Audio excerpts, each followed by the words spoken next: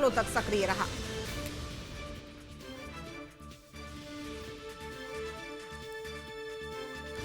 देखिए, हिडमा का सबसे करीबी ये माना जाता था देवाबार से, और अब जो है उसने अपने साथियों के साथ मिलकर तेलंगाना की राजधानी हैदराबाद में आत्मसमर्पण किया है, अपने हथियार डाले, साथ ही साथ कई हथियार भी उसने जमा कराए हैं। तो देखिए, नक्सलवाद पर प्रहार जो है, यानी लाला आतंक पर प्रहार जो है सुरक्षा बलों की तरफ से लगातार किया जा रहा है, और ऐसे में अब एक के बाद एक खबरें ऐसी सामने आती हैं। कई नक्सली मारे जाते हैं तो कई जगहों पर उन्हें आत्मसमर्पण करना पड़ रहा है। अगली बड़ी खबर आपको बिलासपुर से बताते हैं, जहां धोखाधड़ी के 3 आरोपी गिरफ्तार हो चुके हैं। प्रधानमंत्री आवास योजना के नाम पर धोखाधड़ी की गई है, राशि दिलाने का झांसा देकर यह धोखाधड़ी की गई, अधिक लाभ दिलाने के नाम पर भी ठगी की गई है। अब आरोपियों के कब्जे से सोने चांदी के गहने बरामद किए गए हैं। एक बाइक 4,500 रुपए कैश जब्त किए गए हैं। सिविल लाइन पुलिस की ये पूरी कार्रवाई देखी गई है। तो राशि दिलाने का झांसा देकर यह धोखाधड़ी की गई है, और पुलिस ने अब जो है कैश भी जब्त किया उनके पास से 4,500 रुपए तकरीबन, और आरोपियों के कब्जे से सोना चांदी के गहने भी बरामद किए गए हैं। तो देखिए, एक बाइक इनके पास से जब्त की गई है, कैश जब्त किया गया है, और सिविल लाइन पुलिस इस पूरे मामले में कार्रवाई कर रही है। तो देखिए, अब इनकी गिरफ्तारी भी हो चुकी है। धोखाधड़ी के 3 आरोपी गिरफ्तार हुए हैं। लोगों को धोखाधड़ी ये करते थे, लोगों के साथ अलग अलग तरीके से धोखाधड़ी करते थे, किसी से गहने लेते थे तो किसी से पैसे लेते थे।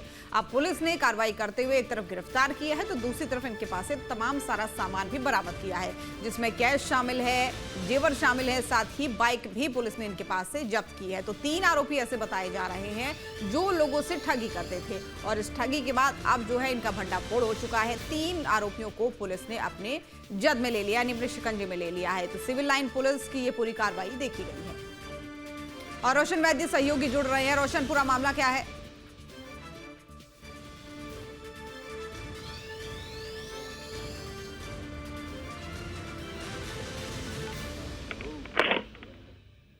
रोशन, मेरी आवाज पहुंच पा रही हो तो बताएं पूरा मामला क्या है?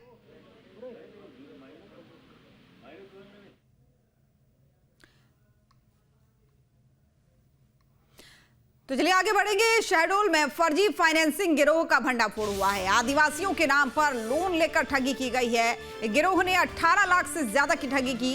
पुलिस ने 4 आरोपियों को मामले में गिरफ्तार कर लिया है। गरीब आदिवासियों को वाहन दिलाने का लालच देते थे, और पीड़ित की शिकायत पर केस दर्ज कर पुलिस ने जांच की है। अब आरोपियों के कब्जे से 14 वाहन बरामद हुए हैं। शहडोल के सिंहपुर थाना क्षेत्र में पुलिस ने एक बड़े फर्जी फाइनेंसिंग गिरोह का पर्दाफाश किया है। ये गिरोह गरीब आदिवासियों को निशाना बनाकर उनके नाम पर 2 पहिया और 4 पहिया वाहन फाइनेंस कराता था, फिर वाहनों को गायब कर देता था, और पुलिस ने इस मामले में 4 आरोपियों को गिरफ्तार कर लिया है, और करीब 18 लाख रुपए से अधिक कीमत के 14 वाहन जब्त किए हैं। 2 अन्य आरोपी अभी फरार हैं, जिनकी तलाश फिलहाल जारी है। तो गिरोह ने 18 लाख से ज्यादा की ठगी अब तक कर ली है। अलग अलग बहाने से लोगों को जो है बेवकूफ बनाया जाता था, उनसे ठगी की जाती थी। 4 आरोपी हालांकि पुलिस की गिरफ्त में अभी तक आ चुके हैं। गरीब आदिवासियों को वाहन दिलाने का लालच देते थे और तब उनसे ठगी करते थे। अलग अलग तरकीबें इन्होंने ठगी के लिए निकाली हुई थी। हालांकि अब इनका भंडाफोड़ हो चुका है। पुलिस ने इनके ऊपर कार्रवाई की है। 14 वाहन इनके पास से बरामद किए हैं। देखिए, तस्वीरें भी आपको दिखा रहे हैं। ये सभी वो बाइकें हैं जो इनके पास से जब्त की गई है, जो इन्होंने लोगों से किसी न किसी बहाने से ठगी करके ली हुई थी। 18 लाख से ज्यादा की ठगी अब तक ये पूरा गिरोह कर चुका था। तमाम गरीब आदिवासियों को जो है अपने झांसे में लेकर उनसे पैसे ऐड चुका था, उनसे वाहन ऐड चुका था, किसी को वाहन देने का लालच देते थे। तो अलग अलग तरीके से ये जो है भंडाफोड़ अब इनका हो चुका है। अलग अलग तरीके से ये लोग जो है ठगी की वारदातों को अंजाम देते थे। 18 लाख से ज्यादा की ठगी अब तक ये कर चुके थे अलग अलग इलाकों में। ऐसे लोग इनके निशाने में होते थे जो भोले भाले हैं, ज्यादा पढ़े लिखे नहीं है, जो किसी की भी बातों में आसानी से आ जाते हैं। तो अलग अलग तरीके से ऐसे लोगों को ये लोग जो है झांसे में लेते थे और उनसे इन ठगी की वारदातों को अंजाम देते थे।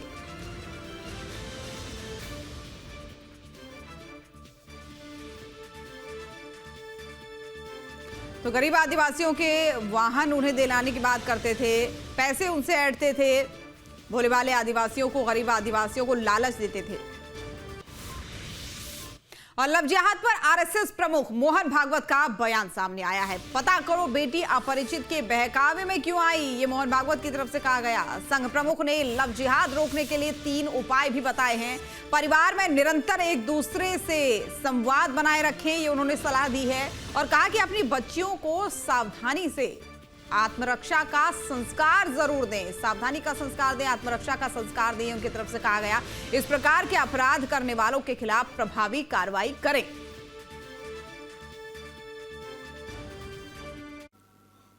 एक माता होती है जिसके कथन पर बच्चा वैसे करता है, तो इस सारे व्यवहार में क्या सीखना क्या नहीं सीखना, इसका विवेक देने वाली माता है।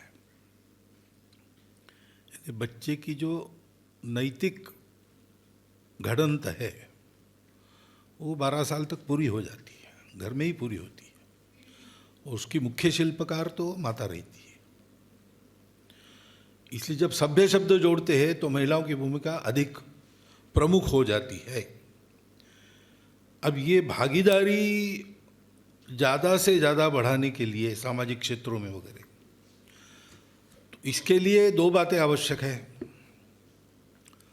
पहली तो है प्रबोधन, पुरुषों का भी और महिलाओं का भी। क्योंकि यद्यपि मैं कह रहा हूं कि भागीदारी बराबरी की है, सहभागिता होनी चाहिए, कुछ मामलों में महिलाओं की भूमिका ज़्यादा महत्वपूर्ण है, ऐसा अपने देश में बहुत पहले था। परंतु बीच में जो आक्रमण हुए तो जीवन की अस्थिरता में फिर महिलाओं को तरह तरह के निर्बंधों में सुरक्षितता के लिए डालना पड़ा। ऐसा डालने के बाद, वो परिस्थिति जाने के बाद वापस पहले तरीके पर आना, ये समाज ने नहीं किया। क्योंकि आक्रमण होते समय तो और बुरहानपुर में ईसाई मिशनरी लगातार आदिवासियों को लालच देकर धर्मांतरण का प्रयास कर रहे हैं। ताजा मामला शाहपुर थाना क्षेत्र के खामनी गांव से जुड़ा हुआ है, जहां न्यू ईयर पार्टी के नाम पर कई ग्रामीणों को हिंदू धर्म छोड़कर ईसाई धर्म अपनाने की कोशिश की जा रही थी। देखिए रिपोर्ट।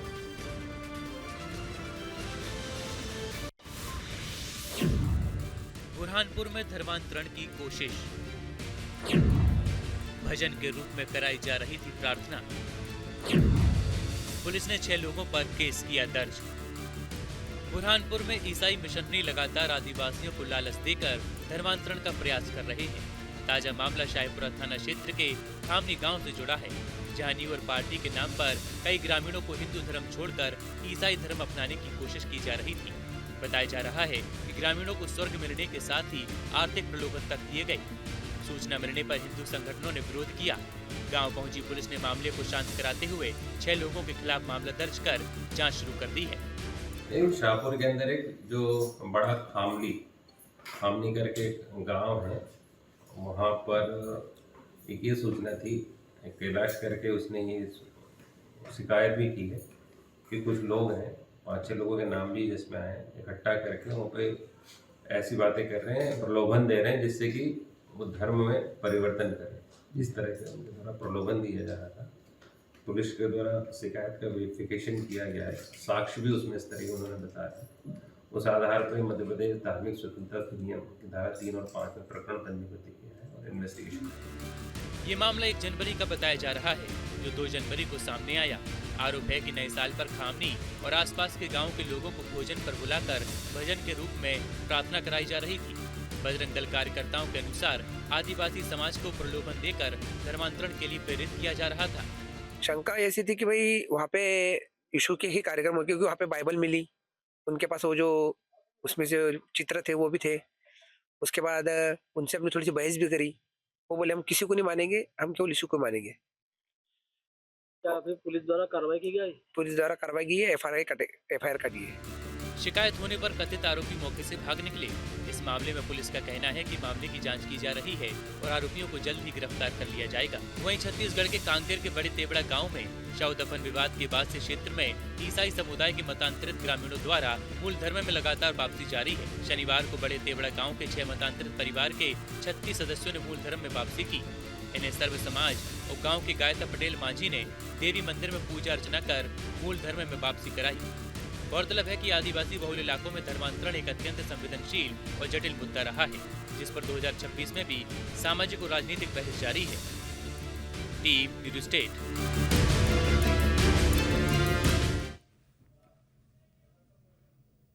और आगे बढ़ते हुए जबलपुर से अगली बड़ी खबर, जहां शुद्ध पेयजल को लेकर प्रशासन अलर्ट है। कलेक्टर राघवेंद्र सिंह ने किया है औचक निरीक्षण।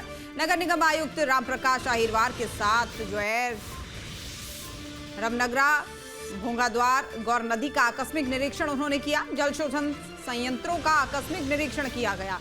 पानी पीकर भी उसकी शुद्धता को उन्होंने परखा। अपनी उपस्थिति में पेयजल की लैब टेस्टिंग उन्होंने खुद करवाई है। तो देखिए, किसी भी तरीके की चूक ना हो, खुद पीकर उन्होंने पानी की सैंपलिंग की जांच की और साथ ही हर एक चीज का ध्यान रखा गया। हमारे सहयोगी अमित सोनी से खबर पर हमारे साथ जुड़ रहे हैं। अमित, क्या है पूरा मामला?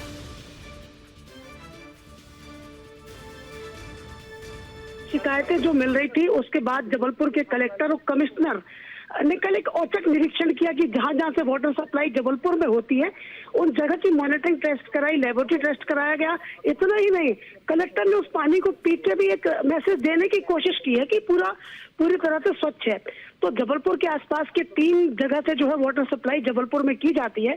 कलेक्टर जबलपुर राघवेंद्र सिंह और कमिश्नर रामप्रकाश अहिरवार दोनों की संयुक्त टीम गई थी। जहां जहां से पानी की सप्लाई होती है उन जगह पे निरीक्षण किया, उनका लेबोरेटरी टेस्ट कराया गया और उस पानी को पी के भी एक मैसेज दिया है कि जबलपुर में जो पानी पूरी तरह से स्वच्छ आ रहा है। जी बिल्कुल, और इससे ये जरूर जाहिर होता है आपके लोगों को विश्वसनीयता इस पर बनेगी उनके इस कृत्य के बाद।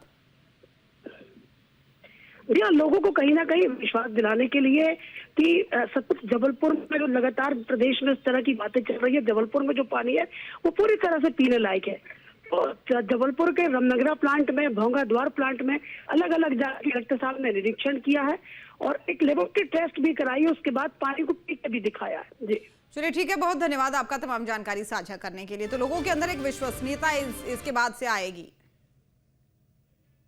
चलिए बढ़ेंगे आगे। डिंडोरी से अगली बड़ी खबर आपको बताएंगे, जहां धान खरीदी केंद्र में लापरवाही देखी गई है। धान उपार्जन केंद्रों में बम्पर धान की आवक हो रही है और धान उठाव की रफ्तार बेहद सुस्त पड़ी है। किसानों को परेशानी इससे हो रही है, धान का उठाव नहीं हो पा रहा है और धान का उठाव नहीं होने से खरीदी प्रभावित हो रही है खासतौर पर।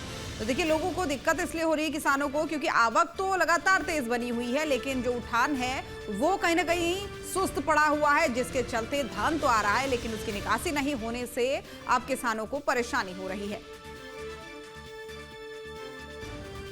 स्लाइड बुक नहीं हो रहा है। मैं 8 दिन से यहाँ आ जा रहा हूँ, बोल रहे हैं कि स्लाइड बुक नहीं होगा।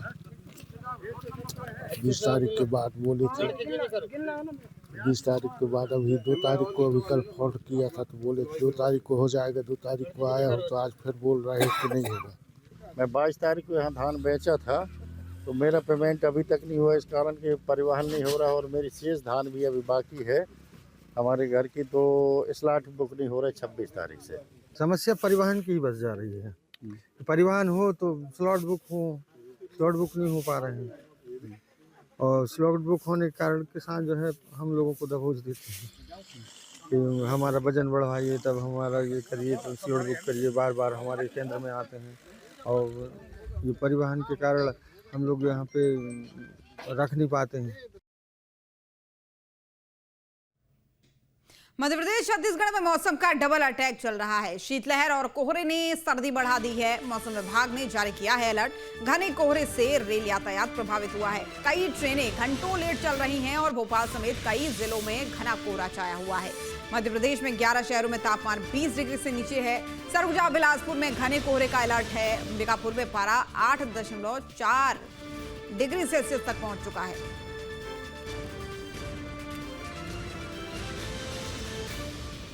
रायसेन जिला इन दिनों कोल्ड डे मना रहा है। रायसेन में लगातार 2 रोज से तेज ठंड पड़ रही है। आप मेरे पीछे देख सकते हैं कि रायसेन का जो किला है, ये रायसेन का किला धुंध की चादर में लपेटा हुआ है। 50 मीटर के आसपास ये विजुअलिटी यहाँ रह गई है। किला दिखाई नहीं दे रहा है। हमारे साथ कई लोग मौजूद हैं, हम उन्हीं से बात करते हैं ठंड के बारे में। दादा, ठंड तेज पड़ रही है? आप हाँ, बहुत तेज पड़ रही है दादा, कोहरा बहुत तेज है वो और घर में से निकल नहीं पा रहा है। बाल बच्चे ही परेशान है। ये कितने दिन से पड़ रहा है ये? कम से कम 3 एक दिन हो गए। 3 एक दिन से। तो इसका फसलों वगैरह पे कोई नुकसान? हाँ हो सके भैया, पूल में मतलब पूल भरा है, चना फूल ये सभी नुकसान करेगा। चने वगैरह को नुकसान करेंगे। भैया आप बताएं, ये तेज धुंध है और कब से हो रहा है ये? ये 2 दिन हो गए करीब। यहाँ पे काफी धुंध है, यहाँ पे किला भी नहीं दिख रहा, किला बिल्कुल नहीं दिखता यहाँ पे। और रोड पे भी काफी गाड़ियाँ जाती है, रोड पे भी बहुत ज्यादा धुंध छाई हुई है, तो यहाँ पे बहुत दिक्कत हो रही है पब्लिक को। चलने में, गाड़ियाँ चलाने में गाड़ियों को चलने में बहुत दिक्कत है, और काफी टाइम से हो रहा है, क्योंकि 2 दिन हो चुके हैं यहाँ पे। 2 दिन से पब्लिक बहुत परेशान है, बहुत ही ज्यादा। आप बताएं भैया। आज काफी ज्यादा ठंड है, मतलब और दिन की अपेक्षा आज ज्यादा है, कोहरा भी बहुत ज्यादा है, गाड़ी चलाने में भी दिक्कत हो रही है लोगों को। आज सुबह से ही कोहरा है क्या? बहुत ज्यादा, सुबह से ही कोहरा है, आज दिन भर रहता है और ऐसा ही, लोग बाहर भी नहीं निकल पा रहे हैं, मतलब कान पे पट्टी लगा के निकलना पड़ रहा है। भैया आप बताएं। सर्दी तो तेज है साहब, 2 दिन से सर्दी बहुत तेज हो गई है, और आज तो कोहरा कुछ ज्यादा ही है। कल की अपेक्षा सर्दी भी तेज है आज, इसलिए जो बाहर जो घूमने आते हैं उन लोगों की भी कमी है, और सर्दी तेज है। सुबह जो लोग टहलने आते हैं, लोग जो टहलने आते हैं मॉर्निंग वॉक के लिए, उन लोगों की भी कमी है। सर्दी के चक्कर में वो लोग टहलने भी नहीं आ पा रहे हैं इस समय।